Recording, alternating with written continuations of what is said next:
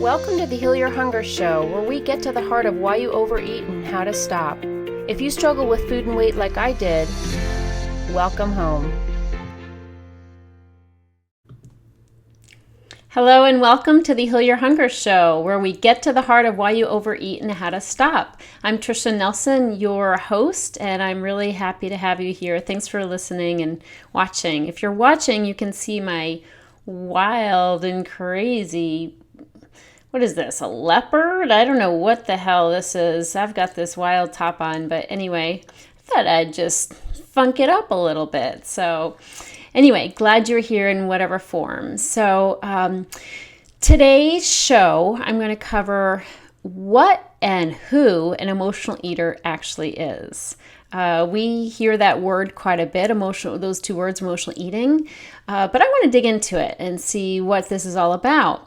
Because there's a lot more to it than just the obvious. And the obvious, of course, is that emotional eaters eat over their emotions, or their eating is fueled by their emotions. And that's all well and good and true. And if you're an emotional eater, you know exactly what that's about. If you, at the end of the day, you're feeling a little uncomfortable and stressed and tired and aggravated, a little bitchy perhaps, and you head to the kitchen and you reach for the chips, and all of a sudden that edgy, bitchy, tired feeling starts to dissipate, and you're in a feeling no pain zone. All of a sudden everything's fine and you don't really care about the problems of the day because you're starting to get that carb comatose thing going on, and it's just evening everything out, all the emotions, all the stress. It's just putting a heavy blanket over it, and before you know it, you've eaten 3/4 of a bag of chips, and you don't know how that happened, and you're a little full, and you don't know how you're going to fit dinner in, and that's can often be a regular pattern for you. And maybe if you ate some salty chips, you might then start craving a little bit of sweet, so you reach for a chocolate chip cookie or whatever it is, because sweet and salty go together so well. Trust me, I know all about it. I know all about it. I had been 50 pounds overweight at one point, and I grew up as an emotional eater, and it was food was everything for me. It was absolutely everything. So I'm going to share with you from my experience of what an emotional eater is and who an emotional eater is. So not only do we eat over emotions, but we have a lot of emotions, okay? So, it's not just that we have a particular reaction to our emotions, and we use food to treat our emotions, but our emotions are often even different than the average person. And I'm going to get into that a little bit more later about the anatomy of the emotional eater and who we are. But first, I want to talk a little bit about the whole function of emotional eating and why we overeat, and how overeating serves us. And it may not, I want to say right now, it may not be overeating. You may just eat over your emotions, but you keep it very controlled, and you make sure you don't eat too many calories in the day, or all the calories you consume are the ones that give you, they're the ones from the health bars or the ice cream or whatever it is you've saved up as your calories for the day. You may have it very controlled, where your eating is within the bounds or the calorie bounds, or so that you don't gain weight.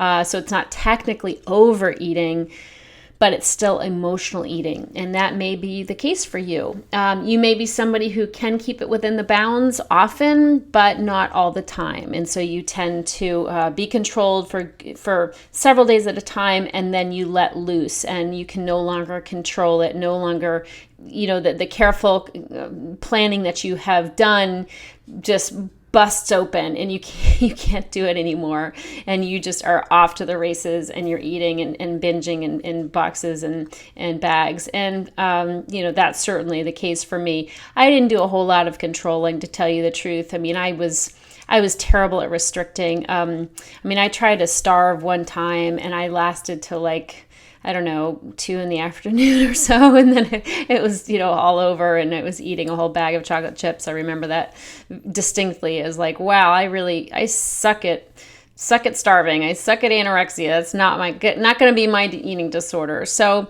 but restricting and controlling may be your bag. And I'll tell you right now, my experience is emotional eaters come in all shapes and sizes, and whether you're anorexic or in controlling it, or not anorexic but just very controlled, maybe you might not be underweight but you're very hyper controlled around your food, or perhaps you're a binger and you're overweight on account of it, or perhaps you're bulimic and you binge and then you purge in some way, either by putting your finger down your throat or like over exercising or using laxatives, or and so you're doing the binge and purge cycle. Whatever it is, I will tell you that my experiences, they all fall under the category of emotional eating. And I know emotional eating isn't a very sexy term. It's just kind of plain, kind of run-of-the-mill, common garden variety. But my experience is that's really what's going on. Whatever we're doing with food, whatever machinations, whatever games we play, it's essentially emotional eating, because we're not doing it for health purposes. We're doing it because it's feeding us on an emotional level. Specifically, I use the term PEP it's PEP. It's an acronym for the way that food serves us. The first is as a painkiller, because emotional eaters we carry pain. I had pain from my childhood. I had pain from life, from living, from existing. I found life to be overwhelming, existence to be somewhat painful, because I was so afraid. And also I didn't understand how to deal with people. I was awkward and sometimes inappropriate or loud or just as off a little bit. So I would create painful situations in my life. So eating helped kill the pain. Okay. And that's why I would eat. And frankly, that's why I liked the sugar and the carbs and the heavy, the nuts and ice cream and heavy foods, deep, dense, caloric foods would kill that pain. It would just take it right off, and I feel it no more. So food serves as a great painkiller, and not just food. Okay, if you're under eating, the under eating and the whole concept of controlling may be serving as a painkiller for you. The obsession with control could serve just as much as being out of control in terms of covering over, blanketing your emotions. The second service and function that food gives us is as E stands for escape. So it serves as an escape for us. I had a lot of fear. As I said, life was very overwhelming. I was growing up, but I didn't know how to live in a grown-up body and in a grown-up life. So I was my emotions were all over the place. I was very childish in my emotions. I had a lot of fear. I had a lot of insecurity, a lot of self-doubt. So again, at the end of the day, I'm coming home and I'm just escaping everything in a big vat of popcorn or brownies or whatever it is. So again, those heavy hot fuels, I wasn't binging on salad because that wouldn't have killed the pain and the fear nearly as much. But when you're eating those heavy carb, sugar-rich foods, they are, sedating us. They're treating the pleasure centers in our brain, and they're sort of giving that serotonin hit where we're mellowing out. We don't have the anxiety nearly as much, and we can sort of cope. So big service to us that food served as an escape. And the third thing, the P, is as a punishment. Okay, so a lot of people don't think of this as much in terms of food or as in terms of emotional eating.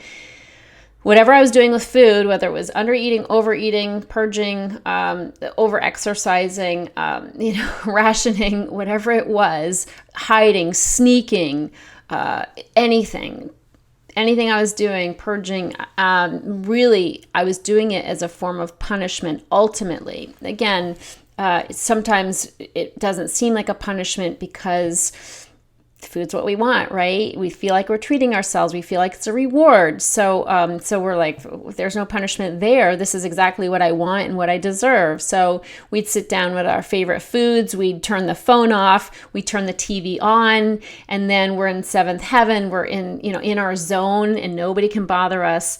And so it seems like this is the ultimate treat. But if you think about what happens the next day after a binge, if you think about how absolutely miserable it is to wake up after a binge, that few moments, there's a few moments of just waking up because it's just what you do. And then the realization of how many calories you put in your body, or how many times you purged, or, whatever it was you did the night before, that shame and that horror, that sense of horror. And then the aftermath physically. I mean, I know for myself, I wasn't able to purge. I tried, but I was unsuccessful. So I would just wear the weight, and I would have pimples on my face, and I would be bloated and overweight. I couldn't fit into my jeans. Oftentimes I wouldn't wash my jeans because I couldn't afford to have them shrink. I mean, and this is before they were putting, spandex in our jeans like they do now, thank God. But anyway, I couldn't afford to wash my jeans because they'd shrink and I wouldn't fit in them. So these awful, terrible, consequences from our binging and overeating, that stuff, if you think about it, truly is punishment, because I was doing that to myself. Like, I did that.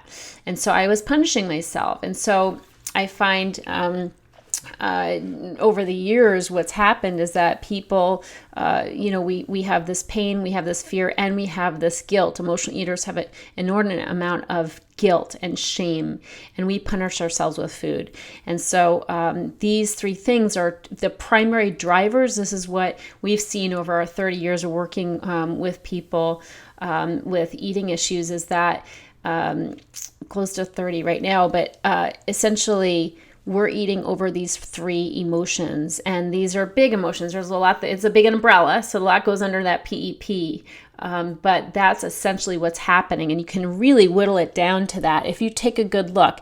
If you take a good look and you sort of look back at your binges and what's happened, you'll realize that pain, deeper pain, fear, and guilt are drivers. That's what's going on. Now, beyond that, I think it's really important to take a look at our behaviors with food. Now, I want to just talk a little bit about my evolution into my awakening, I guess I should say, into realizing I'm an emotional eater. Because my experience is it didn't come right away. I mean, I first heard those terms, are eating over one's emotions. I heard that concept when I was about 16 years old, because my sister was quite a bit older, and she went to one of the food programs, the 12-step program, and she came home and announced that she eats over her emotions. And I remember I was young, and I remember thinking, that's like the stupidest thing I've ever heard of. That makes no sense. And I thought to myself, I just like food. I just like food. That's my deal. And, but the seed was planted. I mean, she planted a seed, and over the next 3 or 4 years, I began to see, I eat over my emotions. I remember realizing only a couple years after that my relationship with food is not normal. And I think I knew it wasn't normal for a long time, but I did begin to realize I was eating over my emotions, that it wasn't simply a fact of just liking food like I had professed. I remember going to, knowing my relationship with food was strange when I'd go out with friends to Friendly's or Denny's, and they'd order a sandwich and fries, and they'd pick up their fries, and eat their sandwich, and I'd pick up my sandwich and eat my fries. So basically, I knew there was something different about me. But in terms of connecting it with emotions, that didn't happen until later, and after my sister had sort of planted that seed. But anyway, so it was definitely an evolution and an awakening to that concept. And then once I really realized there's something wrong at a more emotional, psychological level, and I was using food in this way, that awareness was super important. I can't say it changed changed a whole lot because I didn't have a solution yet. But it was definitely, I came to see that it's not just that I like food, that there's something going on inside that I need to address. Now, I want to talk about who an emotional eater is. And the best way I can describe it is I'm going to talk about the anatomy of the emotional eater, because in all these years that I've been helping emotional eaters and really witnessing their transformations, I've learned so much. I mean, it's been such a wonderful experience, because I've been able to see time and time again the patterns we all have. Like we're so much alike, emotional eaters. And that's why I love this show, this Heal Your Hunger show, because it's all about emotional eating. It's for emotional eaters, not people who just want to lose weight, not people who are just trying to get a little bit, more trim or fit into their bikini. No, this is for emotional eaters. And if you're here and you're listening and that's you, hopefully you'll hear me talking to you. If it's not your bag, if you're just like, what? Like, I just need to lose 5 pounds. Like, just, forget all this mumbo jumbo.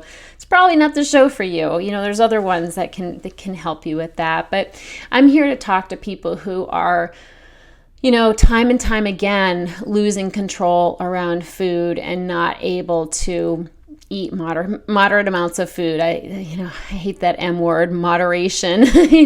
Those are for people who don't understand this problem. They're like, just moderate, No, that doesn't happen for me. Not when I'm in the throes of craving and just needing to eat the next thing and I'm on a roll. Like, moderation, it's just a foreign concept. So for all you emotional eaters out there, I'm talking to you.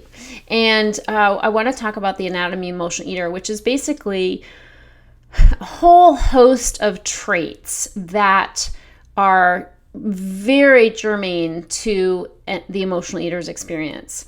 And these are traits that are absolutely human qualities that everybody has to one degree or another. So I'm not saying we're that different or special that we've cooked up some new personality traits. No, they're human qualities and traits. However, as emotional eaters, we excel at them. They are a part of our, fabric of existence, and they basically run the show, okay? And it's really important that you understand what these are, and you can begin to see them in operation in your life, because they are calling the shots, and they are also setting up a pattern within you that results in emotional eating. We never end up at the dinner table gorging ourselves. We never end up in front of the TV at 11 o'clock at night eating 5 bowls of cereal. It doesn't just happen, okay? Never does it just happen.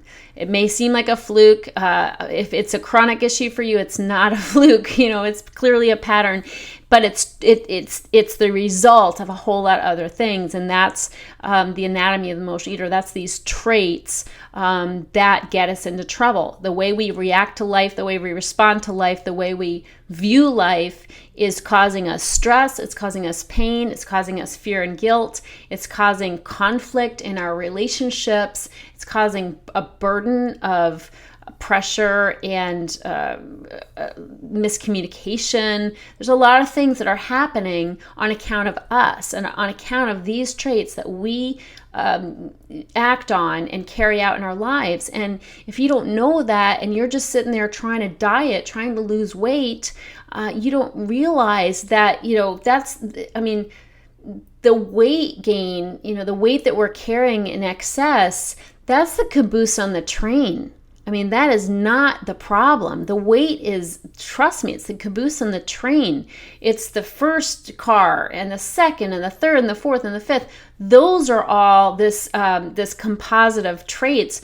Those are, how we're responding to life and the choices that we're making and the way that we're communicating or not.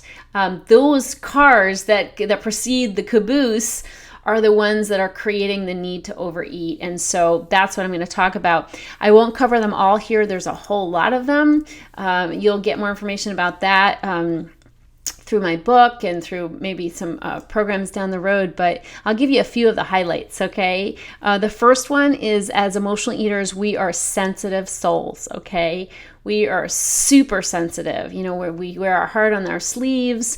We feel very deeply, and everything hurts. It just seems like everything hurts. And so, life is not easy for us sensitive souls when we feel everything. And people who are artists are this way as well. Artists tend to be very sensitive souls, where they're taking on a lot of pain in the world, and they need to get that pain out, or else they'll suffer under the weight of it. And so they express that through their art.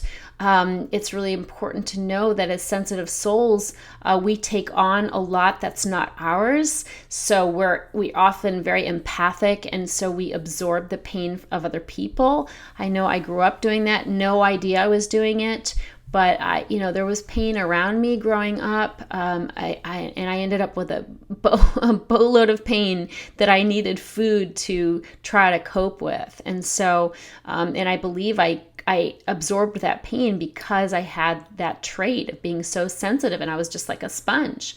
So that, it's a hard thing being so sensitive, because life can often hurt. Okay. Life can feel like it hurts. And don't get me wrong. I mean, life can be great to us. We can be joyful people a lot of the time.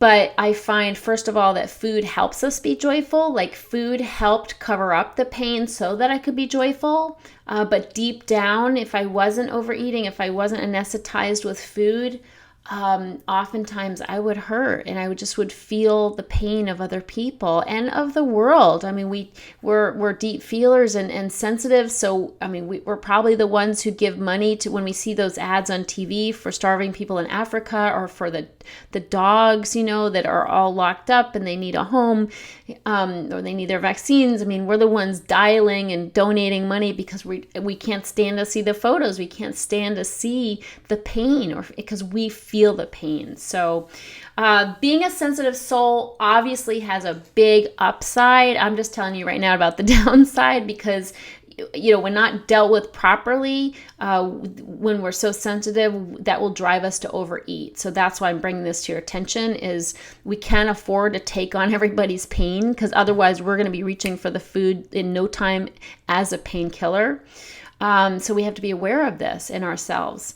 And bottom line is, it can be a really good trait, because we're also very caring people, and people, feel comfortable talking to us. We're heart-centered because we lead with our heart.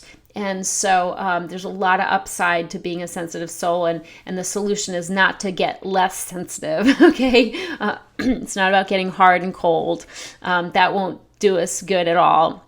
But learning how to work with our sensitivities and to be more aware of them, and when it's appropriate and when we need to pull back and stop, trying to take everything on. Another aspect of being an emotional eater is also the fact that we are caretakers. And this is really piggybacking on being so sensitive, is because we see pain, we tend to want to rescue. Okay, so we want to rescue. We're big caretakers. That's why you'll see so many people in the nursing profession having overeating issues, obesity issues. Not only because their jobs are stressful and hard, which they absolutely are, but chances are they were emotional eaters to begin with, and then they were attracted to that field because they naturally wanted to care for other people. Again, there's an upside and a downside to these traits I'm talking about. So being a caretaker is a beautiful, wonderful thing. But as an emotional eater, it can be the bane of our existence, because when we take on the burdens of others and we start caring for others, we start caretaking others, we marry alcoholics and we become their codependent with them, and we're caretaking them and covering for them and cleaning up their messes, then it's a problem. Because again, remember, when we have pain, fear, and guilt, we're using food to treat it. So being a caretaker is a major liability for us. Our boundaries are way off. We don't know where we end and another person begins. It's all just one big enmeshment.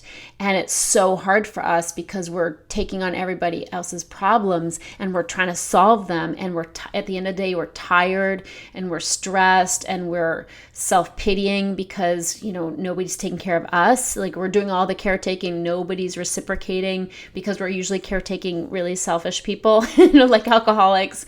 And I am an alcoholic as well. So I've been on both sides of this equation. But nevertheless, and oftentimes this caretaking trait has been born out of growing up in an alcoholic home.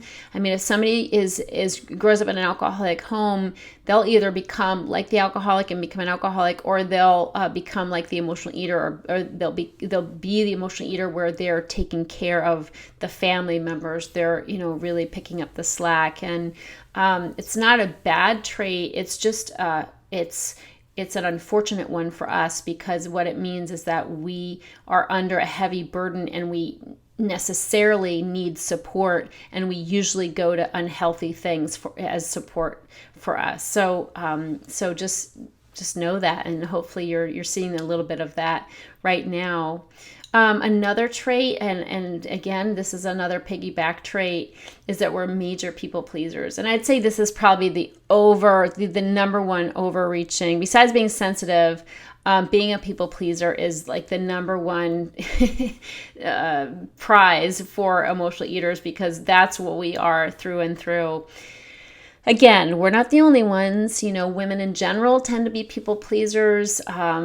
People who grow up with low self-esteem might tend to be people pleasers, but not always. But for emotional eaters, it's such a common trait, and it is a bugaboo, I'll tell you. The thing about people pleasing is it seems like we're doing it for other people, but we're really doing it for ourselves. We're people pleasers, not really to please other people, but so that we can get the approval that we think we need. And as emotional eaters, we tend to lack a sense of self-approval, self-esteem, self-worth, whatever you want to call it, and we seek it from the outside. And so when we're seeking approval from the outside, the best way to be is as a people pleaser, because if we can please you and you give me validation and kudos, I'll get that sense of I'm okay, like that sense of self-worth, like I'm a good person because you've said so, because you've, heaped all this praise on me. Of course, it doesn't ever work out that way. Never works out the way we planned. I mean, my plan was always, I'm going to do these amazing things for you or for a whole bunch of you, and in the hopes that you will make me feel so appreciated and so validated that I will feel whole. Okay? Problem is, they never appreciate us to the point, that we think they should. Sometimes they don't even notice. And here we are at the end of the day, tired, overworked, underpaid, underappreciated. And what do? Boom, straight to the refrigerator, because damn it, I deserve it. I call it the I deserve it binge. Nobody appreciates me. I've been working my little tushy off, and here we are with nothing to show for it, okay? Nobody even notices. What's the point? Screw them. So it's a big problem, as you can see. People-pleasing leads to resentment, which is another trait of emotional eaters. So anyway, you can see how this could all be part of the making of an emotional eater, the making of a binge eater, the making of somebody who can't stop eating. And the reason why I'm going into these traits with you right now is because I really want you to see that Heal Your Hunger is all about healing the underlying causes and not trying to deal with this issue at the surface level. I'm not going to give you a whole bunch of tricks and gimmicks to not eat when you're dying to eat, okay? I want to help you understand why you're wanting to eat in the first place, why you're sitting there, in front of the refrigerator with the door open, wondering what to eat. You didn't just happen to get there, okay? Sure, it becomes a habit over time, but there's a whole lot more going on than that. And if we don't, dial back and start examining, unpacking this into seeing how we're living, it's a living problem. It's not an eating problem.